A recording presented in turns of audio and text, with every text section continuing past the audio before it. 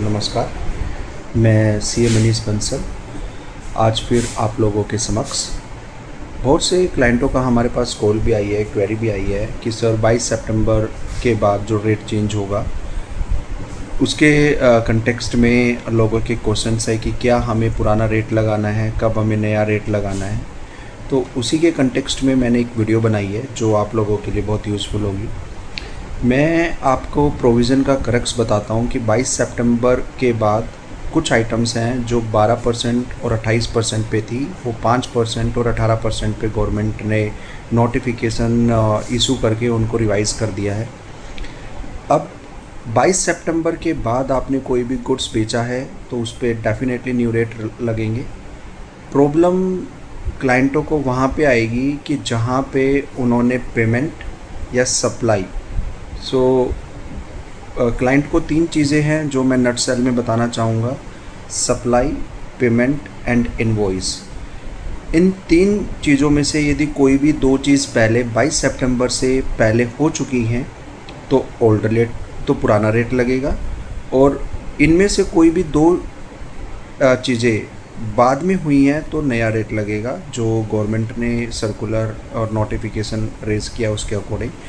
तो मैं एग्जांपल लेता हूँ, किसी क्लाइंट ने कस्टमर को कोई भी मोटर व्हीकल सेल किया है। यदि उसका सप्लाई और पेमेंट 22 सितंबर से पहले बन चुकी है या हो चुका है तो पुराना रेट लगेगा। सप्लाई या पेमेंट 22 सितंबर के बाद हुई है तो नया रेट लगेगा। अब इसमें से एक चीज़ है जो मैं थोड़ा सा इसी एग्जांपल को थोड़ा सा कॉम्प्लेक्स बनाना चाहूँगा। यदि आपने किसी भी क्लाइंट ने मोटर व्हीकल को सेल किया है और पेमेंट 22 सितंबर से पहले आ गई है, बट सप्लाई और इनवॉइस 22 सितंबर के बाद बना है या 22 सितंबर को बना है, तो न्यू रेट लगेगा। तो आपको दो इंसिडेंट्स देखने हैं कि सप्लाई और पेमेंट, या सप्लाई या इनवॉइस, या पेमेंट या इनवॉइस वो 22 सितंबर या 22 सितंबर के बाद होती है तो नया रेट लगेगा।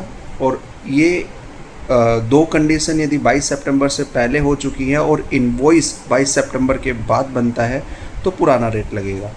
तो ये आई थिंक आपके क्वेरी को रिजॉल्व करेगी ये वीडियो। तो मैं सभी जो भी मेरी वीडियो को देखेंगे उनसे रिक्वेस्ट करूँगा, प्लीज़ इस वीडियो को आगे सर्कुलेट करें बाकी व्यापारियों के साथ भी, ताकि उनको पता रहे कि हमें पुराना रेट लगाना है या नया रेट लगाना है 22 सितंबर के बाद।